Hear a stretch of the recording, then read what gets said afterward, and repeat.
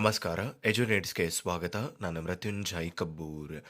ಶಿಕ್ಷಕರಾಗಬೇಕು ಅನ್ನುವಂತಹ ಕನಸನ್ನು ಹೊತ್ಕೊಂಡು ತುಂಬ ಜನ ನಾವು ಡಿ-ಎಡ್ ಅನ್ನು ಮಾಡ್ತೀವಿ, ಬಿ-ಎಡ್ ಅನ್ನು ಮಾಡ್ತೀವಿ.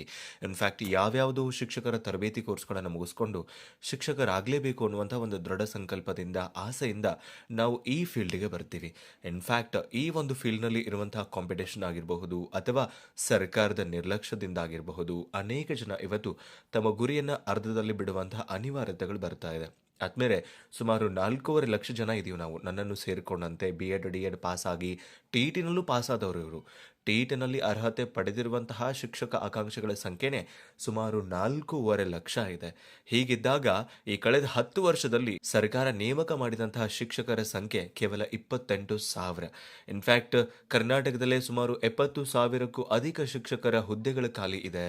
ರಾಷ್ಟ್ರದಾದ್ಯಂತ ಬೇರೆ ಮಾತು, ಕರ್ನಾಟಕದಲ್ಲಿರುವಂತಹ ಅಭ್ಯರ್ಥಿಗಳ ಪೈಕಿ 70,000ಕ್ಕೂ ಅಧಿಕ ಹುದ್ದೆಗಳು ಖಾಲಿ ಇದ್ದಾಗ ಕೇವಲ 7% ಅಭ್ಯರ್ಥಿಗಳಿಗೆ ಮಾತ್ರ ಇವತ್ತು ಶಿಕ್ಷಕರ ನೌಕರಿ ಸಿಗ್ತಾ ಇದೆ.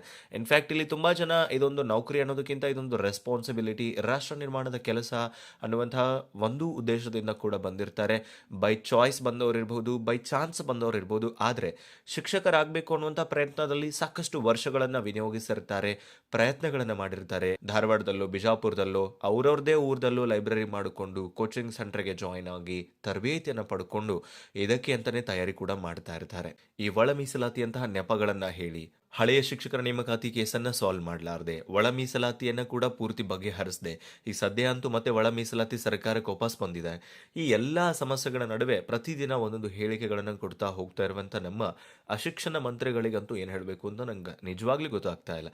ಅವ್ರು ಯಾವ ಉದ್ದೇಶದಿಂದ ಹಿಂಗೆಲ್ಲ ಹೇಳ್ತಾರೆ. ಇನ್ಫ್ಯಾಕ್ಟ್ ಅವರಿಗೆ ಟಿ-ಇ-ಟಿ ನಡೆದಂತಹ ದಿನಾಂಕ ಗೊತ್ತಿಲ್ಲ, ಖಾಲಿ ಇರುವಂತಹ ಶಿಕ್ಷಕರ ಹುದ್ದೆಗಳ ಸಂಖ್ಯೆ ಗೊತ್ತಿಲ್ಲ, ಕಲ್ಯಾಣ ಕರ್ನಾಟಕ ಭಾಗ ಅಂದ್ರೇನು, ನಾನ್ ಕಲ್ಯಾಣ ಕರ್ನಾಟಕ ಭಾಗ ಅಂದ್ರೇನು, ಪಿ-ಎಸ್-ಟಿ-ಆರ್ ಅಂದ್ರೇನು, ಜಿ-ಪಿ-ಎಸ್-ಟಿ-ಆರ್ ಅಂದ್ರೇನು, ಎಚ್-ಎಸ್-ಟಿ-ಆರ್ ಅಂದ್ರೇನು, ಯಾವುದರ ಸ್ಪಷ್ಟ ಪರಿಕಲ್ಪನೆಯೋ ಗೊತ್ತಿಲ್ಲದಿರುವಂತಹ ಒಬ್ಬ ಶಿಕ್ಷಣ ಮಂತ್ರಿಗಳ ಕೈಯಲ್ಲಿ ಸಿಕ್ಕು ಇವತ್ತು ಶಿಕ್ಷಣ ಕ್ಷೇತ್ರದಲ್ಲಿ ಆಗಬೇಕಾದಂತಹ ಕೆಲಸಗಳು ಕೇವಲ ಊಹಾಪೋಹಗಳಲ್ಲಿ, ಆಶ್ವಾಸನೆಯಲ್ಲಿ ಮುಳುಗಿ ಹೋಗ್ತಾ ಇದ್ದಾವೆ.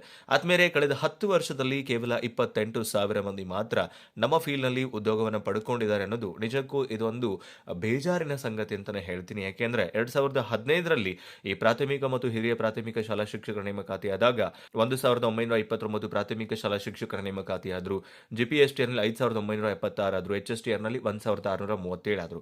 ಅದಾದ ನಂತರ ಕೇವಲ ಜಿ-ಪಿ-ಎಸ್-ಟಿ-ಆರ್ ನೇಮಕಾತಿ ಆಗಿದೆ 18ರಲ್ಲಿ 3,389, 2020ರಲ್ಲಿ 1,994, 2023ರಲ್ಲಿ 13,352. ಇನ್‌ಫ್ಯಾಕ್ಟ್ ಈ 2023ರ ಕೇಸನ್ನು ಅವ್ರು ಇನ್ನೂ ಬಗೆಹರಿಸಿಲ್ಲ. ಈ ಕೇಸನ್ನು ಬಗೆಹರಿಸಲಾರದೆ ಸಿ-ಆ್ಯಂಡ್-ಆರ್ ರೂಲ್ಸ್ ಬಿಡೋದಕ್ಕೂ ಸಾಧ್ಯ ಆಗ್ತಾ ಇಲ್ಲ. ಈ ಬಿ-ಕಾಮ್, ಬಿ-ಎಡ್ ಮಾಡಿದಂತಹ ಅಭ್ಯರ್ಥಿಗಳು ಅವರು ಕೂಡ ಒಂದ್ ಕಡೆ ಹೋರಾಟ ಮಾಡ್ತಾ ಇದ್ದಾರೆ. ಒಳ ಮೀಸಲಾತಿ ಮುಗಿತಾ ಇಲ್ಲ, ಒಟ್ಟಾರೆ ಮೀಸಲಾತಿ ಪ್ರಮಾಣ 56 ಇರುವಂತದ್ದು ಕೂಡ ಸಮಸ್ಯೆ ಬಗೆಹರಿತಾ ಇಲ್ಲ. ಈ ಎಲ್ಲ ಸಮಸ್ಯೆಗಳ ನಡುವೆ ಇವರ ಬೇಸತ್ತ, ಬೇಜವಾಬ್ದಾರಿಯುತ ಹೇಳಿಕೆಗಳಿಂದ ಕೂಡ ಇವತ್ತು ನಮ್ಮ ಶಿಕ್ಷಕ ಆಕಾಂಕ್ಷಿಗಳು ನಿಜಕ್ಕೂ ಆತಂಕದಲ್ಲಿ ಸಿಲುಕೊಂಡಿದ್ದಾರೆ ಅಂತ ಹೇಳ್ಬೋದು. ನಾವು ಶೀಘ್ರದಲ್ಲಿ ನೇಮಕ ಮಾಡ್ತೀವಿ, ಒಮ್ಮೆ 10,000, ಒಮ್ಮೆ 12,000 ಅಂತಾರೆ, ಒಮ್ಮೆ 18,000 ಅಂತಾರೆ, ಒಮ್ಮೆ 5,000 ಅಂತಾರೆ. ಇದು ಯಾವುದಕ್ಕೂ ಒಂದು ಸ್ಪಷ್ಟತೆ ಇಲ್ಲ, ಒಂದು ಫೈನಲ್ ಡಿಸಿಷನ್ ಅನ್ನು ಅವರು ತಗೊಳ್ಳೋದಕ್ಕೆ ರೆಡಿ ಇಲ್ಲ. ಇನ್ಫ್ಯಾಕ್ಟ್ ನಿಮಗೆ ಗೊತ್ತಿರಬಹುದು, ಕರ್ನಾಟಕದಲ್ಲಿ 51,000 ಜನ ಅತಿಥಿ ಶಿಕ್ಷಕರು ಕೆಲಸ ಮಾಡ್ತಾ ಇದ್ದಾರೆ. ಕೇವಲ 12,000 ರೂಪಾಯಿನಲ್ಲಿ ಇವತ್ತು ಕೆಲಸ ಮಾಡ್ತಾ ಇದ್ದಾರೆ.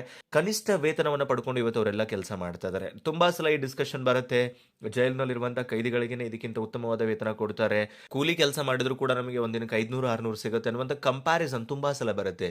ಯಾಕೆ ಈ ಕಂಪ್ಯಾರಿಸನ್ ಕೇವಲ ಶಿಕ್ಷಣ ಕ್ಷೇತ್ರಕ್ಕೆ ಮಾತ್ರ ಬರುತ್ತೆ, ಬೇರೆ ಯಾವ ಸೆಕ್ಟರ್ನಲ್ಲೂ ಇಷ್ಟು ಕನಿಷ್ಠ ವೇತನ ಇಲ್ಲ? ನೋಡ್ರಿ, SSLC ಮುಗಿಸಿ 2 ವರ್ಷ PUC ಮುಗಿಸಿ 3 ವರ್ಷ ಡಿಗ್ರಿ ಮುಗಿಸಿ ಆಮೇಲೆ 2 ವರ್ಷ ಬಿ-ಎಡ್ ಮುಗಿಸಿ ಮತ್ತೊಂದು ವರ್ಷ ಟಿ-ಇ-ಟಿ ತಗೊಂಡು ಇಷ್ಟೆಲ್ಲಾ ಮಾಡಿ ಮುಗಿದಾದ್ಮೇಲೂ ನಮಗೆ ಸಿಗುವ ವೇತನ ಕನಿಷ್ಠ ವೇತನಕ್ಕಿಂತ ಕಡಿಮೆ. ದಿನಕ್ಕೆ 350ರಿಂದ 400 ರೂಪಾಯಿ ಸಿಗ್ತಾ ಇದೆ ಅಂತಂದ್ರೆ ಈ ಒಂದು ಕಾಸ್ಟ್ಲಿ, ಎಕ್ಸ್ಪೆನ್ಸಿವ್ ಆಗಿರುವಂಥ ಲೈಫ್ ಸ್ಟೈಲ್ನಲ್ಲಿ ಈ ಶಿಕ್ಷಕರು ಬದುಕೋದಕ್ಕೆ ನಿಜಕ್ಕೂ ಅದು ಅಸಾಧ್ಯ ಅಂತ ಹೇಳಕ್ಕೆ ಇಷ್ಟಪಡ್ತೀನಿ. ಇನ್ಫ್ಯಾಕ್ಟ್ ಇವರು ಒಳ ಮೀಸಲಾತಿಯನ್ನ ಮತ್ತೆ ಈಗ ರಾಜ್ಯಪಾಲರು ಸರ್ಕಾರಕ್ಕೆ ಸ್ಪಷ್ಟೀಕರಣವನ್ನ ಕೇಳಿ ಕಳಿಸಿದ್ದಾರೆ. ಅದು ಯಾವಾಗ ಬಗೆಹರುತ್ತೋ? ಮುಖ್ಯವಾಗಿ ಇಲ್ಲಿ 4 ಕಾರಣಗಳಿದಾವೆ.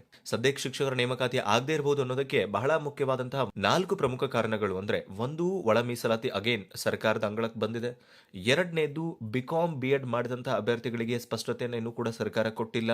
ಅವ್ರು ಕೇಳ್ತಾ ಇದ್ದಾರೆ, ನೀವು ಹಾಗಾದ್ರೆ ನಮಗೆ ಬಿ-ಎಡ್ ಮಾಡೋದಕ್ಕಾದ್ರೂ ಅವಕಾಶ ಯಾಕೆ ಕೊಟ್ರಿ ಅಂತ. ಪಿ-ಎಸ್-ಟಿ-ಆರ್ಗೆ ಅವ್ರಿಗೆ ಅವಕಾಶ ಇದೆ, ಇನ್ಫ್ಯಾಕ್ಟ್ ಜಿ-ಪಿ-ಎಸ್-ಟಿ-ಆರ್ಗಿಲ್ಲ. ಬಿ-ಕಾಮ್ ಮೇಲೆ ಬಿ-ಎಡ್ ಮಾಡಿದಂಥವ್ರು ಕೂಡ ಈಗ ಹೋರಾಟಕ್ಕೆ ಸಜ್ಜಾಗಿದ್ದಾರೆ. ಎರಡನೇದು.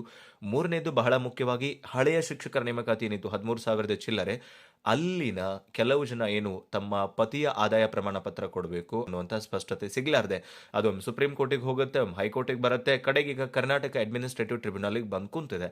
ಆ ಕೇಸ್ ಕೂಡ ಇನ್ನೂ ಸಾಲ್ವ್ ಆಗಿಲ್ಲ. ಈ ಒಟ್ಟಾರೆ ಮೀಸಲಾತಿ ಪ್ರಮಾಣದ ಬಗ್ಗೆ ಕೂಡ ಇನ್ನೂ ಯಾವುದೇ ಸ್ಪಷ್ಟತೆಗಳು ಸಿಕ್ಕಿಲ್ಲ. ಈ ಎಲ್ಲ ಕಾರಣಗಳನ್ನು ನೋಡಿದಾಗ ನನಗೆ ಅನ್ಸೋದೇನು ಅಂದ್ರೆ ನಾವು ಸುಮ್ಮನೆ ಇವರ ಊಹಾಪೋಹಗಳಿಗೆ, ಸುಳ್ಳು ಭರವಸೆಗಳಿಗೆ ಇಲ್ಲಿ ಬಲಿ ಆಗ್ತಾ ಇದೀವಿ. ಇದೆಲ್ಲದರ ನಡುವೆ ನಮ್ಮ ಬದುಕನ್ನು ಕಟ್ಕೊಳ್ಬೇಕಾದಂತಹ ಜವಾಬ್ದಾರಿ ಎಲ್ಲೋ ಒಂದು ಕಡೆ ವಯಸ್ಸು ಕೂಡ ಮೀರಿ ಹೋಗ್ತಾ ಇದೆ ಅನ್ನುವಂಥ ಒಂದಿಷ್ಟು ಈ ಮಾನಸಿಕ ದುಗುಡಗಳ ನಡುವೆ ನಮ್ಮನ್ನು ನಾವೇ ಸಮಾಧಾನ ಮಾಡ್ಕೊಳ್ಬೇಕಾದಂಥ ಅನಿವಾರ್ಯತೆ ಇದೆ. ಆದ್ಮೇಲೆ ನಾನು ಕೂಡ BA ಮಾಡಿ, B.Ed ಮಾಡಿ, MA ಇಂಗ್ಲಿಷ್ ಕೂಡ ಮಾಡಿ ಈ ಶಿಕ್ಷಕ ಆಕಾಂಕ್ಷೆಗಳ ಪೈಪೋಟಿಯಲ್ಲಿ ಇದ್ದಿರಬಹುದು. ಆದರೆ ನಮ್ಮ ಹತ್ರ ಯಾವಾಗಲೂ ಒಂದು ಪ್ಲಾನ್ ಬಿಯನ್ನು ಕೂಡ ನಾವು ಇಟ್ಕೊಳ್ಬೇಕಾಗತ್ತೆ. ಸೊ ಪ್ಲಾನ್ ಬಿ ಅದು ಏನು ಇಟ್ಕೊಳ್ತೀರಿ, ನಿಮ್ಮ ಸ್ಕಿಲ್ಗೆ ಸಂಬಂಧಪಟ್ಟಂಥದ್ದು, ಅದನ್ನು ಕೂಡ ನೀವು ಇಲ್ಲಿ ಬಹಳ ಜವಾಬ್ದಾರಿಯಿಂದ ನೀವು ಆಯ್ಕೆ ಮಾಡಿಕೊಳ್ಬೇಕಾಗತ್ತೆ.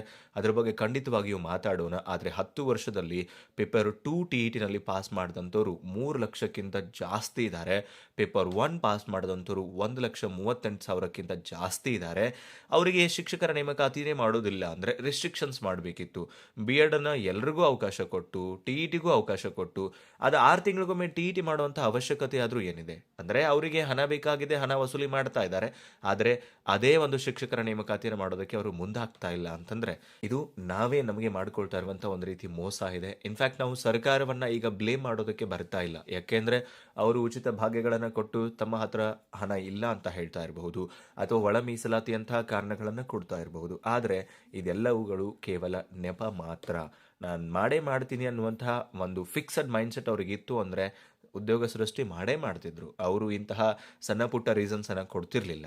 ಆದರೆ ಒಂದಂತೂ ನೆನಪಿರಲಿ ಆದ್ಮೇಲೆ, ಸೊ ಬೀಯಿಂಗ್ ಅ ಟೀಚರ್, ನಾವು ಇಲ್ಲಿ ಶಿಕ್ಷಕರಾಗಿ ಸರ್ವೈವ್ ಆಗಬೇಕು ಅಂದರೆ ತಾಳ್ಮೆ ತುಂಬ ಮುಖ್ಯ. ಓದೋದನ್ನು ಬಿಡಬೇಡಿ, ಶಿಕ್ಷಕರ ನೇಮಕಾತಿ ಆಗೇ ಆಗತ್ತೆ. ಅದ್ರ ಜೊತೆಗೆ CTETಯನ್ನು ಕೂಡ ಬರೀರಿ, ಬೇರೆ ಬೇರೆ ಶಿಕ್ಷಕರ ನೇಮಕಾತಿಗಳು ಕೂಡ ನಮಗೆ ಸಿಗ್ತಾವೆ. ಬಟ್ ಇದೆಲ್ಲದರ ಹೊರತಾಗಿ ಕೂಡ ಮತ್ತೆ ನಾವು B.Ed ಓದಂಥವ್ರು ಏನೇನು ಮಾಡಬಹುದು, ಪ್ಲಾನ್ ಬಿನಲ್ಲಿ ಏನೇನು ಇಟ್ಕೊಳ್ಬಹುದು ಅನ್ನುವಂಥದ್ರ ಬಗ್ಗೆ ಖಂಡಿತವಾಗಿಯೂ ಮಾತನಾಡ್ತೀನಿ. ಬಿಕಾಸ್ ಕೆಲವೊಂದಿಷ್ಟು ನೈಜ ಅನುಭವಗಳನ್ನು ನಿಮ್ಮ ಜೊತೆಗೆ ಹಂಚ್ಕೊಳ್ಳಿಕ್ಕಿದೆ. ಆದರೆ ನೆನಪಿರಲಿ, ಇದು ಕೇವಲ ಶಿಕ್ಷಕ ಆಕಾಂಕ್ಷೆಗಳಿಗೆ ಸಂಬಂಧಪಟ್ಟಂಥ ವಿಡಿಯೋ ಆಗಿರುತ್ತೆ.